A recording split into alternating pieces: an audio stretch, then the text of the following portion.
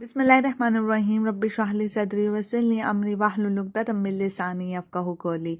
अस्सलामु अलैकुम क्लास 6। उम्मीद है आप सब ठीक होंगे।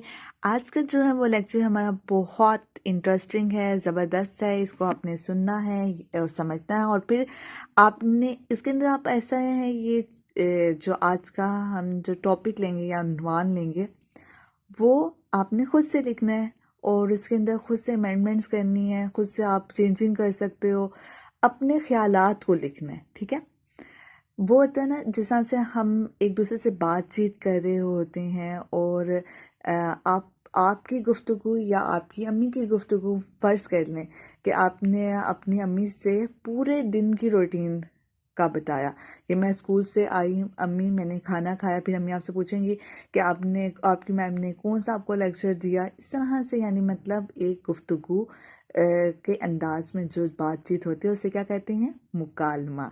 तो आज हम क्या करेंगे, मुकालमा, जैसे इंग्लिश में कहते हैं डायलॉग। ठीक है, मुकालमा जो होता है, अगर आप देखें ड्रामा देखते हैं आप, तो ड्रामे में भी वो मुकालमा आपको नज़र आता है, या जो अगर अक्सर आप नॉवेल्स पढ़ लें या कहानियाँ पढ़ लें उसमें भी मुकालमा होता है। जैसे कि सारा का होता है कि सारा ने कहा कि मैंने खाना खाया है, तो उसके बाद अली जो उसका दोस्त था उसने पूछा आपने क्या खाना खाया है। ठीक है, तो इस तरह से बात निकलने को, बातचीत को हम मुकालमा कहते हैं। सबसे पहले हम इसका मायने देखते हैं कि मायने क्या होता है।